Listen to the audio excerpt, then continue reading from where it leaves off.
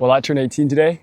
Today's my birthday, June 26th. It's actually why I cut my hair. So if you're a longtime fan, you know I used to have like permed hair, and now it's like buzz. To symbolize like new transformation. I want to do this on my birthday because, also like, bro, it looks beautiful outside, right? But the reason I want to do this on my birthday is because in this video, I'm going to be sharing 18 of the most important life lessons that I've learned so far. Okay, so the first one, manage and control your self-hate. So your self-hate can be motivational. It really can. And to be honest, I don't like the notion that you shouldn't hate yourself. For example, if you're a person who goes to the gym, right? Let's say you're really skinny and this was literally me, I'm telling my own story. I was really skinny, right? And I hated the fact that I was really skinny. So there was self-hate there, right? I was like, fuck, I'm so skinny. I don't want to be so skinny. That's what partially motivated me to start going to the gym and working out consistently. So I think self-hate can be a really important motivational tool, but where it goes wrong is where you don't use it as a motivational tool, right? So when self-hate isn't like used for anything, what's left? Just self-hate, just hating yourself. And you end up deprecating your own like ego and your own like well-being a lot. It's only good if you use it like so. And another good thing is that Another thing is that where it comes from the disparity between where you want to be, right? So where you want to be is up here. This is all your goals. For example, I wanted to be super jacked, and where you actually are. So I was super skinny, right? And then I was like not that confident. The disparity between that and the constant confrontation with that disparity, right? Because you're always like, oh, I'm not where I want to be. I'm not where I want to be. I'm not where I want to be. That's what causes like the destruction of your ego and like all the self-hate to be pointed towards you. So one thing that I like to do is that I will add a solution to self-hate. So I will hate myself, obviously, because there's things I need to improve, right? There's things I dislike about myself that I'd like to fix. I'll say like, oh, I'm impatient with my parents. That's something I'd like to fix. But instead of just saying like, oh, I'm impatient with my parents, just any there, I'm like, I'm impatient with my parents, so I'll do this, so I'll do that. And I think like reframing it like that and just like adding that little extra thing puts it, like redirects all the energy of your self-hate to somewhere upward. Number two, goals are buns, make an identity change. So this is one that's really, really important. At the start of 2026, what I did was I didn't just make like New Year's resolutions like every other chud out there, right? What I did was I specifically made a thing called an Ivan Chow 2.0 protocol. So what is an Ivan Chow 2.0 protocol? I basically wrote down, I took a piece of paper, not on a piece of paper, sorry. I did mine on Notion, but to be honest, you should do it on paper. Oh, what the fuck? There's so many bugs here, bro. I'm gonna get like 1,000 mosquito bites. But basically, on one side, you write down everything that you are right now, like literally everything. All your negative character traits, but also your good character traits as well. That's like the 1.0 version of yourself, the unupgraded version, you right now. Then, on the other side, you write down everything you want to be, the 2.0 version of you, all the good qualities you want to have. And that's a specific thing. It's qualities you're chasing. You're not chasing material things, right? So, for example, Ivan Chow 2.0, I would never write he has $1 million, right? Because like, even though he might have $1 million, sure, I do want to get rich, right? That's not really a quality and that's not something I can chase. So, for example, the left side, I would write like undisciplined, not consistent with his habits, and a little shy to speak to people, right? The right side, it would literally say like, super disciplined, works 12 hours a day, loves to work, loves to speak to other people, feels no split-second hesitation. Once you've done that, right, you then confront this disparity between the two. Like, what's the difference between the two? And then that's when you make actionable steps and protocols and add habits to get you from point A to point B. So let's say Ivan Chow 1.0 has a fucked up attention span, and Ivan Chow 2.0 has a really good attention span and is always present. Well, I would look at this, I was like, how do I get from point A to point B? A really bad attention span to a really good one. And I would just think like, meditation. That's probably one, meditation, maybe stop bringing my phone around everywhere. That's two things. And I would just try and implement those two things. The reason this is so important is because it's way better to chase the person who naturally attracts what you want versus what you actually want, right? So rather than chasing $1 million and a vibrant friend group and what's another goal? And a jacked physique, right? Those aren't my goals. My goal is to become the type of person where those things are a byproduct of my identity. So my goal is to become so disciplined in my work that I make $1 million regardless. My goal is to become there's actually so many bugs. My goal is to become so consistent in the gym that the jacked physique is just a byproduct of how consistent I am. The vibrant social group is just a byproduct of how social I am, right? Because when you chase values, you're gonna get the thing anyways, right? You can chase $1 million, or you can chase the discipline required to get $1 million. But then on one of them, it's like if you screw up, you don't really have anything left. But on the other, like if even if I don't make $1 million, which you will, by the way, I'm at least still super disciplined, right? I can apply that to other areas of my life. Number three, sorry. Don't rush things and think long term. Your big goal should be to be successful later in life, not right now. And thinking of habits and self-improvement as a daily thing is a really big, oh my fucking God, is a really big killer of your motivation, so to speak. Because when you think about it like a daily thing, what ends up happening is you want every day to be perfect. Okay, this is kind of a hard concept to speak about. It's like more very psychological, but you want every day to be perfect. The problem with that is every day isn't gonna be perfect. And when the days aren't perfect, you're gonna feel like it's ruined, right? But when you think long term, so instead of thinking like, every single day I'm going to quit playing video games, quit scrolling. If instead you just say like, okay, the next month I want to scroll for 10 less hours, you introduce a little bit of like variability. You allow variability and mistakes into your life, it's easiest to explain this with a habit tracker. Like if you have a habit tracker, you allow like mistakes to happen, right? Whereas if you think daily, you don't allow mistakes to happen because a single mistake is like, well, today is completely ruined. So that's why you should think long term. Let's see. Oh, what the hell? That guy's huge. Number 4, your parents are going through the same life you are. It's their first time on earth as well, okay? So give them a lot of grace. I used to be really impatient with my parents just because like bro, Asian immigrant families, so we used to argue like all the time. And when I say all the time, I literally mean every day. Like once a day is a minimum, like an argument. And that really like gave me a lot of trauma. I don't want to say trauma, but like gave me qualities about myself that I didn't like, right? I ended up being very impatient with my parents, and I ended up like very like reclusive because we just argue. And I ended up being very non-confrontational because if I was ever confrontational, we'd always get into an argument. And I used to resent my parents for that. I was like, bro, why would they always argue? It's so bad, right? But it's their first time on earth. You know what I mean? And even so, for like immigrant parents, they come from a different place. Like my parents, they come from China. They come from an entirely different culture. My dad, when he was my age, was sleeping on like straw and mud, like a bed. You know what I mean? Like it's crazy the differences between our two lifestyles, okay? So give your parents grace, be patient with them, and understand that it's their first time on earth as well. Number 6, stop giving a fuck about other people's opinions. Now this is something like you've probably heard this one, you know this one, but the thing is, it's like, it really doesn't matter. It really doesn't matter. And this is a lesson that you, like, because of course you can think that. You can be like, okay, yeah, sure, it doesn't matter. But it's a lesson you only really learn and internalize when you actually do it. When you genuinely stop giving a fuck about other people's opinions, you genuinely just start being yourself, right?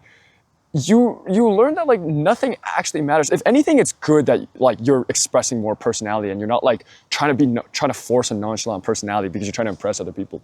Like for example, in the gym, I didn't used to be an aura farmer, but I used to like not do anything. I just like listen to music and like I'd scroll during my rest time, right? But now I'm listening to music, I'm like dancing around, you know what I'm saying? I'm walking around the thing, I'm like vibing, I'm dancing, I'm climbing on machines that I think are funny. There's this machine called Jacob's Ladder, and you look really goofy doing it because you're climbing a ladder. In my rest, I'll just like go on that, right? The old me would have been like, oh, that's so embarrassing. What the hell are you doing, right? But it's just like, people don't give a shit. And if anything, people literally go up, like I've had people go up to me and be like, bro, I love your energy. You seem like such like a happy like individual. And it's just like, yeah, you know what I mean? You express more of your personality. You be more yourself. You're going to be a happier person, and other people are going to be like being more around you anyways. So it really is just a win-win-win. Number 7, Wait, hold on. I skipped one, bro. Number 5, start your passion. Yeah, whatever your big passion is, start it now. Start it now. This YouTube channel is the best thing I've ever made in my life. I'm not that successful. You can check the time on this video. I'm not that successful. It's still the best thing I've ever made in my life. It's not even close. And the best part about it is just like, I'm so happy all the time, because I'm working on something I'm truly passionate about. Like, I can't believe I get to help other people. You know what I mean? I can't believe that like people will comment on my videos sometimes. They'll be like, I have this problem. And I'll be like, I got you. And I'll talk about it in a video. Like, I can't believe I get to do that. It's truly amazing. So whatever your passion is, and you, by the way, you know your passion. You know your passion. Think back to when you were in elementary school, right? What were you really passionate about? Start on it right now. Do not delay. Do not delay. Because I delayed. I was like, oh, I don't want to start a self-improvement YouTube channel because, I'm not ready. I'm not focused enough. I'm not far enough along in my own journey. That's BS. Okay, that was just me overthinking. So don't overthink it and just start on whatever your passion is. I promise like you're not gonna regret it. Even if it's like just like a little bit, like 30 minutes a day, an hour a day, it doesn't have to be that long. Just start on it, bro. I promise you're gonna feel so much happier all the time. Okay, number 7, stop overthinking. Okay, so along the similar vein, overthinking has been my biggest problem my entire life. My brain just goes on like overdrive. My brain always goes to worst case scenario. It's always so anxious, so stressed out. Stop living in your own head. The problem is with intellectuals, right? Like the problem is if you're a smart person, like here. I want to show you something, right? This is a arbitrary scale kind of, but like really stupid, really smart. These two ends are both going to be successful. But if you're anywhere in the middle, you're not going to be successful. Why? Because the really dumb person doesn't overthink. Like the really dumb person, when they have two paths, like this is what goes in there. Oh, okay, I'll just go left first, and then if it doesn't work, whatever, I'll just go back. That's what the really dumb person thinks. The person on the really right, like the super smart person, says like, okay, well, there's nothing I can really do in this situation. Let's just go left, right? I don't know which path is going to be right for me. Let's just go left. Let's try it, and if it's bad, we can always bail. We can go right. But the thing is, bro, if you're in the middle, here's what you're gonna do. Oh, should I go left or should I go right? Oh, but the left one is more this, but the right one is that. Oh, but the left one, oh, let's go on the left a little. You take 2 steps on the left path and you're like, nah, this isn't for me. You turn right to the right one. You say, nah, this isn't for me. You turn left. You just waste time. I saw a quote literally today that the real loser, okay, the real loser is the person who's so afraid of not winning that they refuse to start. Or something like that. I'm pulling this from my memory, right? But it's just like, just get started, stop overthinking. Like overthinking has cost me so much time. Like even this YouTube channel as well. Like I overthinked this YouTube channel for like a couple months. And it's just like, bro, it's just not worth it, okay? So just like action over preparation. Number 8, don't be afraid to spend money, okay? The number 1 best purchase I've ever made in my entire life is this camera that I'm recording on right now. The best purchase. It cost me $800. I'm telling you, I'm a frugal son of a bitch. Like, I was raised to be super frugal. I will never buy anything if I don't need it. I slept on the floor for 2 years of my life. I could have had a bed. My parents were like telling me to buy a bed. They were like, buy a bed. I was like, no, I'll sleep on the floor. I don't want to spend money. It wasn't even my money that I was spending. It was my parents' money. I still didn't want to spend it. So I would never buy anything that I don't need. And I think that's good. You know, it's good not to like lean into consumerism, but if it's something that will genuinely help you, fucking buy it, bro. Go for it. If it's something that will genuinely help you, genuinely like make your life so much better, buy it. Especially if it's related to your hobbies, your passion, and your self-improvement, right? Like I delayed buying this camera. You know, I was overthinking it for so long. I finally bought it. It's fucking awesome. This camera's amazing, and it's made me so much more motivated to do stuff as well. So don't be afraid to spend money on yourself. And like not in like, you know, oh, I'm just gonna go for ice cream today. Like spend like money on like a camera, spend money on a good microphone, spend money on like, bro, even like buy an influencer's course. But when I make a course, I'm probably not gonna make a course, but when I do, like buy my course, because that's like gonna be like $30 that you spend that is gonna make your life so much better. You know what I mean? I'm like pre-selling something I haven't even made. Okay. Number 9, speak to more people. This is one of the best things you should do. I think humans are really social creatures. We're evolutionarily designed to be really social, to love talking to each other, right? So be more social, like lean into that. Like I cannot understand the psychology of someone. Well, I kind of can, but like I don't want to be like a nonchalant, like, oh, don't speak to anyone. I'm so cool. I'm so like nonchalant. Just like talk to everybody, bro. I'm going on walks. Good morning, good afternoon. I'm in the gym. I'm resting to someone next to me. Oh, how's your workout? How's your day been? Oh, what are plans this summer? What's that exercise? Just talk to people. And to be honest, there are going to be people who don't want to talk to you. I can't lie to that. But there's like so many more people than you think would love to enter a conversation, but they're just like, everyone's just so shy nowadays, right? I think about a week ago, I was in the gym and there was this guy who was like pretty jacked and he looked around my age and he looked so like nonchalant and like locked the fuck in, right? He was like, he was like hunter-izing everywhere. Like he was walking around the gym looking like this with his like headphones in and shit. I was like, shit, bro, that guy like, he looks locked the fuck in. I literally talked to him. I say one word to him. I was like, yo, hey, excuse me, what exercise do you think I should do? Because I was deciding between 2 back exercises. I see this guy's face literally light up. He goes like this. He's crunching dips like, duh. He gets off, and I asked that, and he just goes like, oh yeah. Normally I do that one, and it was just such a wholesome encounter. And I would have never had that. Like I met him. I consider him my friend now. If I see him in the gym, we would dab each other up, right? But like, I would have never had that encounter if I was a pussy ass who was like too afraid to talk to anyone, or if I was like trying to be nonchalant or some shit. I think that's just so cringe, bro. Just talk to everybody. Okay, along the same vein, number 10, cold approach more girls. I don't know how much my audience is female, but if you're female, you know, cold approach more. Actually, I don't know. I'm not a girl. So if you want dating advice, go watch like a girl. But for all my dudes out there, cold approach more girls, okay? It's the same vein as the last one, but like something you have to understand is that, bro, girls are just people. And I don't mean that in like a mean way, like, okay, yeah, but like, don't put them on like a pedestal. You know what I mean? Like, you're really gonna pedestalize 50% of all human population. Like, I think that's so dumb, right? Just talk to them like how you talk to anyone. Like you know, when I say speak to more people, that doesn't mean just dudes or just people of the same gender. It means speak to the opposite gender as well. It was only recent, and to be honest, it's something I should work on as well. But it was only until recently that I started like cold approaching everyone, because I used to be so afraid of talking to women. Like, I can't lie, right? So I'd only like cold approach dudes and just be like, hey, what exercise are you hitting? But like recently, I just started talking to everyone in the gym. Like, boys, girls, I don't care. You just be friendly to everybody. My biggest regret, not my biggest regret, but one of my biggest regrets is that about a year ago, I was at this festival called Asia Fest in the town that I'm in, the city that I'm in. And there was this girl that was like 100% my type. It sounds kind of cringe to say, whatever, right? I'm pretty sure she was checking me out. Like, I'm 99.999% sure. Cause like she was shooting glances at me, bro. She was like fucking like always like looking at me. Like, I could see in my peripheral because I was waiting in line for something, right? And I didn't do anything because I listened to my overthinking brain that was telling me like, oh, you're with your friends and she's probably with her friends and you're just here to have fun. And it's just like, I wasted that opportunity. And I went home and I beat myself up because of that. I was like, dude, why didn't you say anything? Like, that could have been your wife, and now you never know because you were like a pussy ass. Like, the worst case scenario is it's a little embarrassing. Okay, your friends clown you. They're like, okay, you just got rejected. Like, that's really the worst case scenario. The best case scenario is you meet your fucking wife. Like, it's really all upside, no downside to this shit.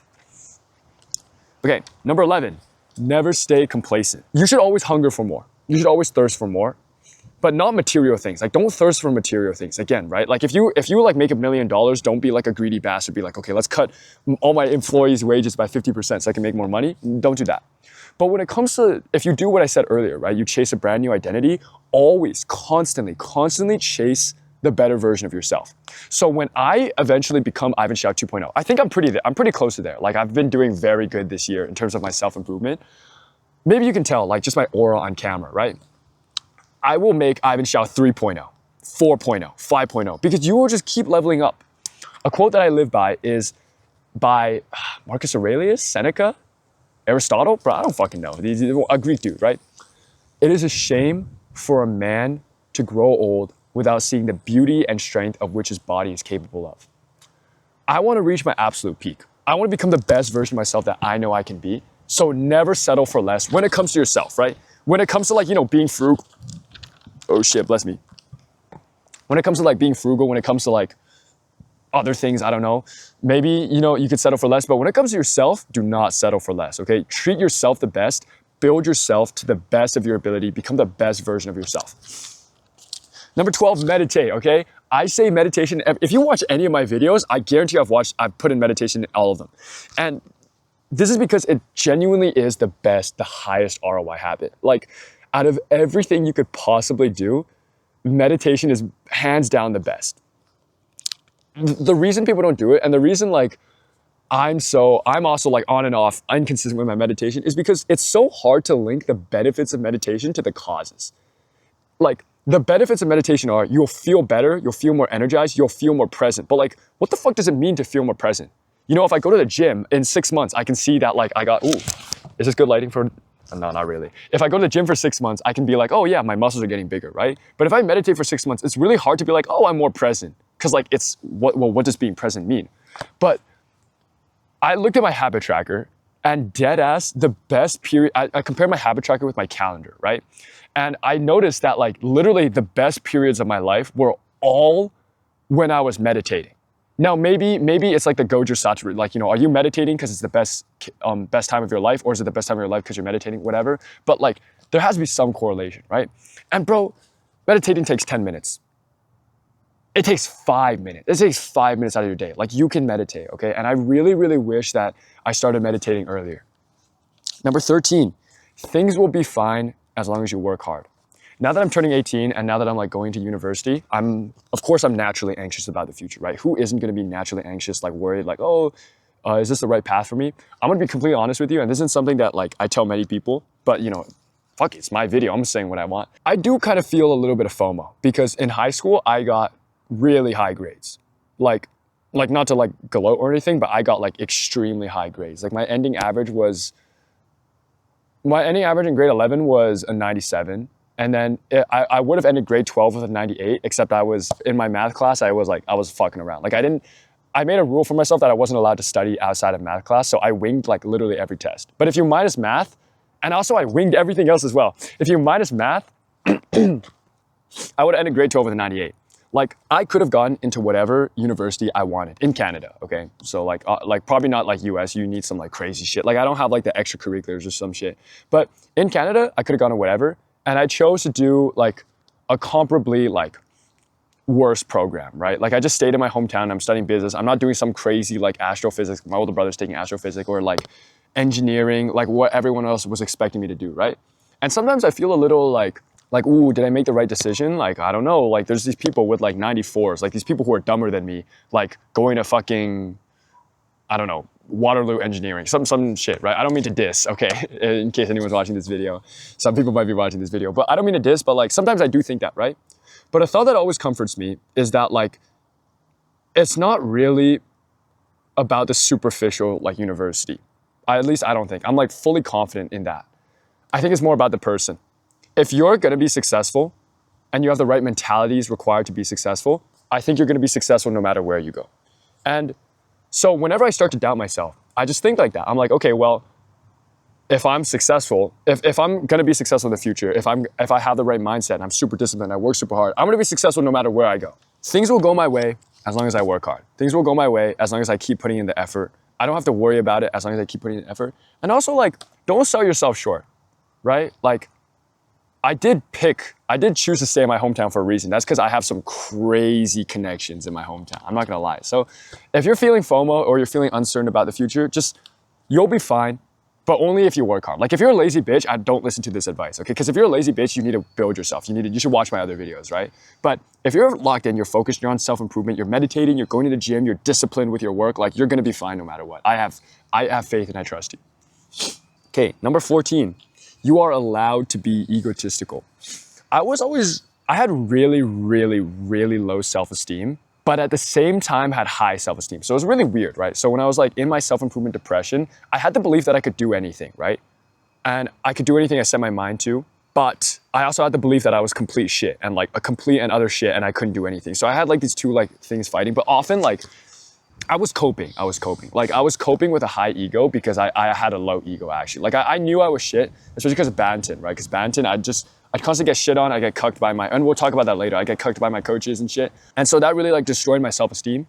And I would compensate by being like, oh yeah, I'm the shit. I can do anything I set my mind to. Nowadays, I just think that I can do anything I set my mind to, right? But when I started to improve in my life, when I quit badminton, I started to improve my life. I started to think I was like more the shit, right? But I would often stop myself because I was like, oh, I should be humble. And oh, other people might think I'm egotistical. Some other people did actually call me egotistical. They're like, wow, Ivan, you have the biggest ego. Like your head's so big, right? But the thing is, it's like, you should be cocky. I'm not gonna lie. You should be cocky and you should believe in yourself. Because I've been on both sides. I've been really cocky and I've also been really like, fuck bro, I'm actually such a bitch. Like I can't do anything right. I should just sit here and just scroll, right? I've been on both sides. It's better to be cocky. It's so much better to be cocky and to have like delusional self-belief, right? Not only is it more practical, like I think you're gonna work harder, you're gonna deliver the best like work you've ever delivered if you're delusional, but it's just a funner way to live. Like why would you wanna live through life not believing in yourself? Like, ooh, I don't think I can do it. Or, oh, all these other people are so much better than me, but like, you know, I'll try my best, right? Like I think don't sell yourself short. The people who call you egotistical, they're not you and they don't get you. They're probably not even on self-improvement. So it's like really like, what are you doing, bro? So be cocky, okay? An idea that I came up with is to like live, this can sound kind of gross, but live life like a rock hard penis, right? You can have like a soft limp dick penis, like after you just like went on a run, which I'm gonna go on a run later today, so I'm gonna have that shit. Or you can be like hard morning fucking steel. And it's like, bro, be the hard morning steel, okay? Live life like erect with some zest, with some like fire and passion. As opposed to just like, oh, I'm humble. Number 15, cut out all sources of dopamine. That sounds extreme, right? All sources, right? But the thing is like, okay, here's an idea I always had. People said like they need balance, right? Okay, I get that. You need balance right now. But should it not be your end goal to eventually not need balance? Like, let's say you play an hour of video games right now because, oh, I need balance. Sure, that's fine, and sure, you manage it, that's okay, right? But would life not be objectively better if you didn't need to play that hour of video games every day? If you didn't need to scroll an hour a day? If you didn't need to, like, have one cheat meal in a week? You should always be building towards the best version of yourself. And I think the best version of myself is a person who doesn't give into dopamine at all. And honestly, the difference is crazy. When you even have like a single source of dopamine in your life, the difference is actually insane. And this is something I'm working on. This is like a very long-term goal. Like, for example, I still play video games sometimes. I still scroll, not really. I don't really scroll anymore. I scroll like to find reels to copy for my Instagram. So especially like the social medias, like recently I deleted Instagram. I had to reinstall Instagram, but like my mind association's gone. So it's as if I deleted Instagram, but I had to reinstall it because I make reels, right? But I deleted YouTube. I never had TikTok, and like I deleted Snapchat a while ago. And it's just so much nicer when you have no social media on your phone. It's so much nicer. Like you feel so, and I know your brain's already coming with excuses. It's telling itself like, oh, but I need Instagram to text my friends. No, you don't. Delete Instagram, delete TikTok, delete Snapchat, delete all these fucking apps. Like you're gonna see the harsh truth, right? And the harsh truth is that people don't give a shit about you.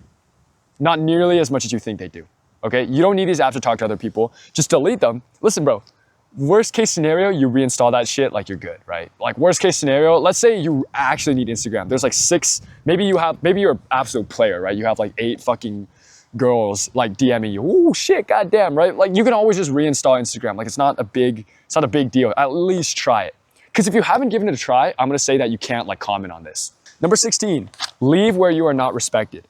The biggest waste of my time was, not the biggest waste. I don't want to say waste of my time because I learned a lot of valuable lessons, right? But I wish I handled the badminton situation better. Because I was really passionate about badminton, but I started late, which meant that like I was kind of bunions, right? So I had to work really hard to catch up. All my coaches fucking catfished me, I can't lie. Because all my coaches told me, like every single coach I've ever had has told me this, like one-on-one. They said, Ivan, you're like the hardest working like person I've ever like met. And I really want to teach you and I really want to turn you into a great player.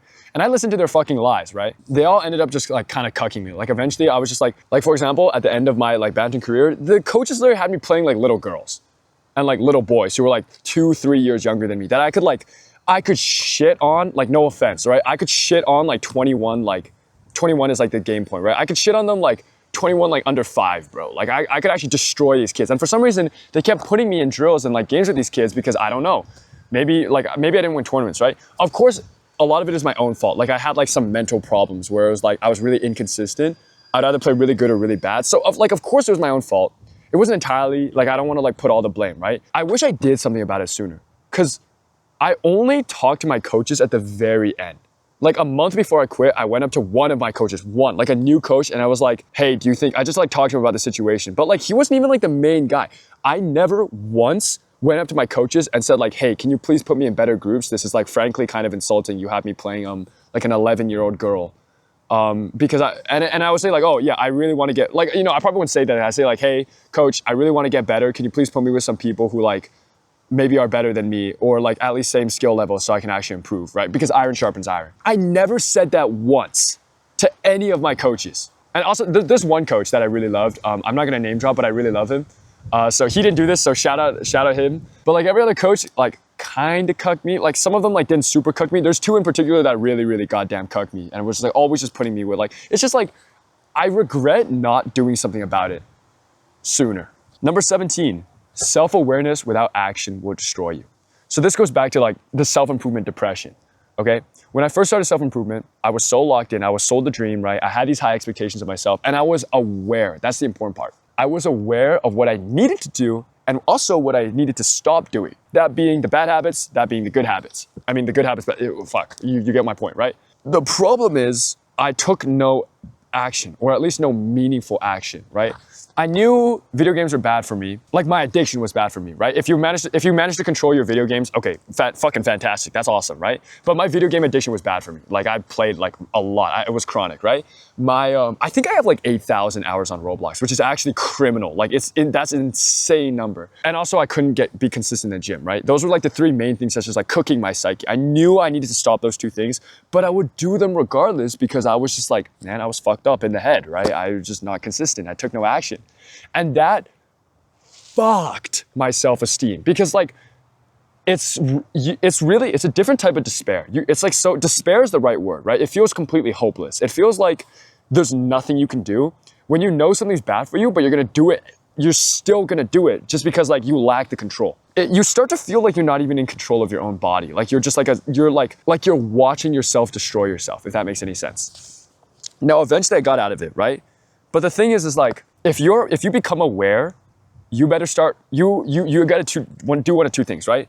Either do like the 1% better every day. So it's okay if I scroll for 4 hours a day as long as it's less than last month, which is a good mentality to have. Or you to just take more action. Like you need to like right away just like change your environment, do a big overhaul. I prefer that because its progress is quicker. And number 18, the last one, okay? The 18th life lesson that I want to leave you. You owe it to everybody, okay? You owe it to your parents. You gotta retire your parents, bro. Like your parents work so hard for you, okay? Like they work harder for you than you think they do, okay? You owe it to your parents. You gotta retire them, okay? You have to give them the best life, and you have to retire them before they turn into like old farts who can't even enjoy retirement. You owe it to your future family, okay? Your future wife or husband, you know. Actually, I don't know. I'm a bit more of like a traditionally masculinist person myself. So if you're a girl, I don't really know if you should be watching this video, but you owe it to your future wife or future partner. Sure. You owe it to your future partner to deliver them the best version of you can possibly give them, right? If you want to be a provider, you also owe it. Like just picture this. This is something that always motivates me, right? Imagine your future partner has to get a shitty 9-to-5 job that they fucking hate to cover the bills because you're too lazy now. And then every single day you have to see your partner, the person you love, the person you want to start a family with, completely miserable from their job, unhappy because you didn't work hard enough right now, right? So you owe it to your future family. You owe it to your future kids, right? You want to give your kids the best life they possibly can. You owe it to them. Like you owe it to work hard to make yourself as good as possible right now. You owe it to your friends, right? My friend group is really good. Maybe if you have like a shit friend group that doesn't believe in you, okay, maybe that's worse, but my friend group is really good. You owe it to your friends who believe in you. You owe it to, like, not even like your mom and dad, like your family right now. Like if you have any siblings, you owe it to them as well, right? You owe it to, I'm not a Christian, but if you're a Christian, if you believe in God, you owe it to God, bro. I'm not a Christian or anything, but I think I believe in God because like, there's been some miracles in my life, I can't lie. So you owe it to God, bro. When you go to heaven, and God sees that you're like 300 pounds and like, you know the David Goggins clip where David Goggins is like, he goes to heaven and God is like, this is who you could have been, but instead you chose laziness and now you're a fat chud. Like, just imagine that, right? Like when you go to heaven, you do not want God playing a slideshow, being like 6'4", jacked and handsome, tens of millionaire, has a beautiful wife and kids, extremely fulfilled. And you're like, who the fuck is that? And God's like, that's who you could have been if you locked the fuck in. You know what I mean? Like you really don't want to deal with that. But most importantly, you owe it to yourself. And not just yourself right now, I'm talking past, present, and future, right? Because your past self depended on you. Your past self believed in you, and your past self put in the work so that you could be where you are right now, the position you're in right now, right? Your future self needs you. Your future self depends on you, right? Your future self needs you to lock in right now, and even yourself right now, your present self. You owe your present self the best that you can give, right? I think that's the most important thing. The most important thing is like really just work. It's how you heal a lot of trauma. I can't lie. It's how you heal a lot of trauma, right? Like you want to know one of the reasons why I'm so happy and I'm so confident in myself. That's because I'm not like, I made a pretty decent amount of muscle, okay? Like, I don't know if you can tell, but I'm flexing because the lighting's pretty bad. And like, I haven't made an amazing amount. I've only been working out for a year, but I've made a very good amount. And I'm very proud of the amount of muscle I've made. The thing you gotta understand is, I'm not a jacked person. I don't even identify as a person with muscle. I identify as a skinny person, the same skinny person I was when I was like in junior high, but now I just got transported into this body that has like, you know, it's got like a pretty good amount of muscle. Like I don't have to be insecure anymore. And I love myself for that. I love myself so much for that. Like every single night, I will like go to sleep thanking my past self. Because me right now, I didn't build this body. I didn't spend thousands of hours in the gym. That wasn't fucking me. That was my past self who accumulated put in the discipline, put in the work so that I can enjoy what I have right now. And one of the promises to myself is that I will do the same thing for my future self. I will delay gratification. I will keep going to the gym. I will work hard so my future self can have more. I think that's how you build a lot of self-love. That's how you fix a lot of the problems in your life, specifically if you have like ego problems. But yeah, that's 18 life lessons that I want to give you on my 18th birthday. Those are like the 18 most, I don't want to say most important ones because I don't want to rank them objectively, but like those are some pretty good ones that I've learned in my own life that really, really matter to me and really like resonate with myself. I really hope you learned something from this video, and I really hope that this video helped you somewhat. And to like all my other people, everyone else turning 18, everyone else coming of age, you got it, bro. Okay, I want to leave you with one last thing, one last message. You got it, bro. I fully, fully believe in you. Because if you're watching this video, especially if you got to here, this is the end of a 40-minute long, unedited video. I know your attention span and everything is elite. I know you're already on self-improvement. I know you're already on the right trajectory. So all that's left to do is to just put in the work, put in the effort, believe in yourself, okay? Even if you don't believe in yourself, I believe in you, okay? You got it. Mwah.